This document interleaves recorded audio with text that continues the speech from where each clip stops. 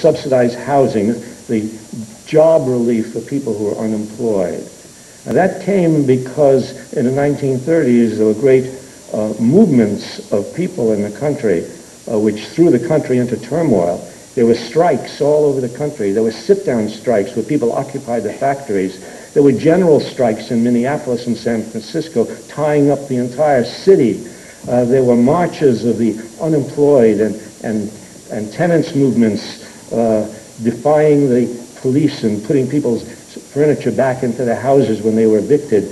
There was all sorts of turmoil in the country so that what we call the legislation in the New Deal did not simply happen because Roosevelt was a kind man and decided to do these things. There may have been some kindness there, but his kindness was very much strengthened by the fact that the country was in turmoil. And, there's lots of other history, right, that you can point to about where what people did had an effect on what the government did. I mean, the movement against the war in Vietnam, the civil rights movement, right? The government did nothing to enforce the 13th, 14th, and 15th Amendments. The government, essentially every president of the United States for almost 100 years violated his oath of office by not enforcing the 14th Amendment, because every president swears to see to it that the laws are faithfully executed, and the 14th Amendment was allowed to die until the 1950s and 60s when black people rose up in the South, and then finally you began to get changes in the Southern system of racial segregation. Then we had the movement against the war in Vietnam. And then we had the women's movement, which, well, yes, the reason we have any kind of affirmative action for women and for other people came because of the movements of the 1960s. The reason we had Medicare and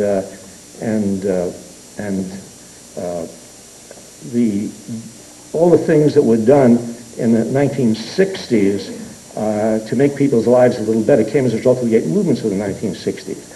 We have a more recent example of where disabled people created a force in this country and finally got the government to pass laws so that disabled people had the right to access to public places. I mean, those indentations that you see on the sidewalk these days were not always there.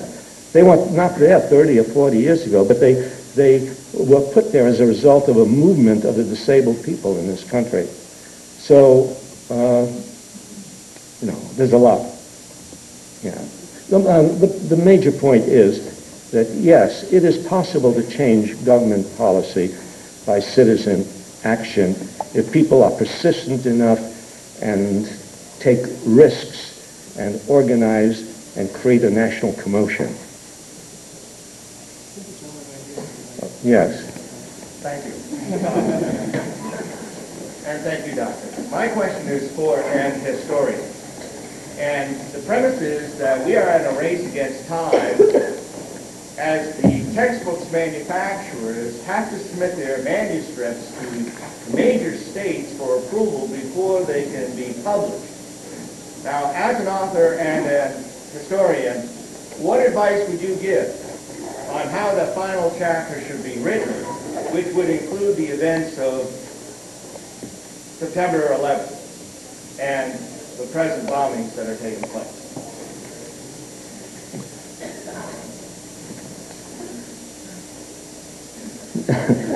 How should a historian write about the events of September 11th? Well, and were you asking me in answering that to take into consideration the fact that the publishers are concerned about what will sell? The publishers have to have them approved by Texas, California, and New York, as you well know. In order to do that, they have to, by their own publishing mandates, yes, enter into a timeline. Yes. In order to get them published and into the hands of students for 2002 September. Right. They're in that. That's not. In order to do that, they have to write the events now, and they have to be proven prolific by next September. What advice would you give them? I would say ignore the publishers. that if you know in advance that if you write something which is unorthodox now about September 11th, it's not going to be approved, right? I mean, that's what you're implying. Since it's not going to be approved, then there's no point going through the regular publishing channels. And the thing to do is write outside the regular publishing channels, look for publishers, independent publishers. If you're a school teacher, don't use the regular textbook, but look for materials that go outside the boundaries, photocopy them, distribute them to your class. I mean, when my book first came out, A People's History of the United States, high school teachers, I'm a college teacher, I have more leeway, but high school teachers were not allowed to use my book as a text for their high school classes. So what they did was they photocopied chapters and secretly distributed them, turned out the lights in the classroom. So yes, you have to, you have to engage in a kind of guerrilla warfare with the publishing establishment if you want to tell the truth. Yes. The point is, we're at a crucial crossroads here. The world is never going to be the same because of September 11th. Yes. It's not a time to write books. It's a time to resist an unjust war. And we have to really debate whether or not that's the case. I believe strongly it's totally an unjust war. They're lying to us in the papers. They're lying to us on the evening news. If people don't think that way, let's have some debate about that right here, because we're making history right here, in a sense, by having a meeting that's not supposed to be taking place at a public institution that's not supposed to be hosting this kind of a meeting because the government's at war. But if we don't agree with that war, what are we prepared to do to oppose it, resist it, minimize the loss of innocent lives, and everything that entails? Because Bush has already said it's not going to stop in Afghanistan. He's already picking out other countries that they want to reshuffle the debt so they can more fruitfully exploit the resources. And like you said, up the ante for the economy of the United States, continue fucking over the rest of the world. And we can debate about that. We need to debate about it, but let's find a way to resist it.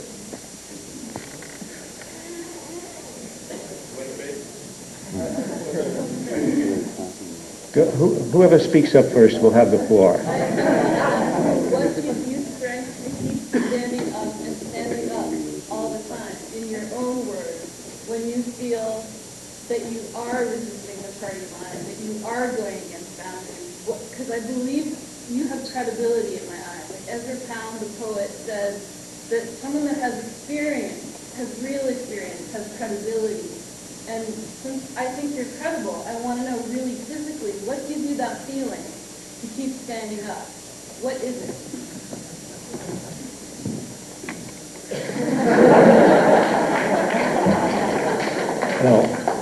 No, it's a good question.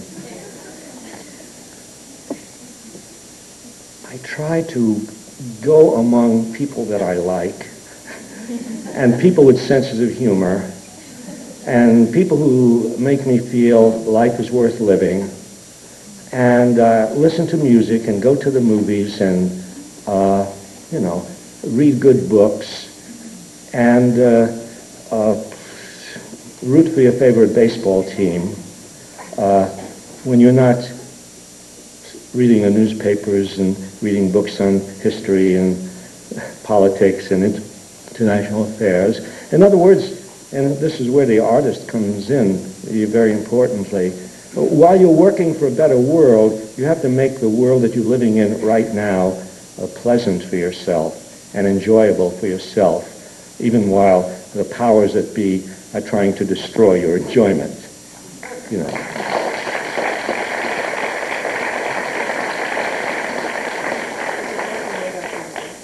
Yes.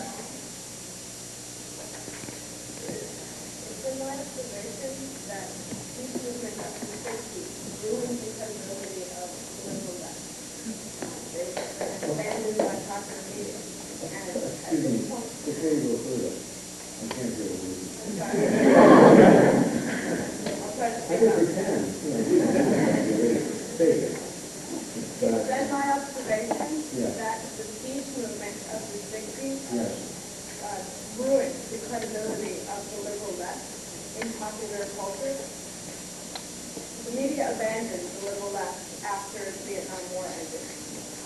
And as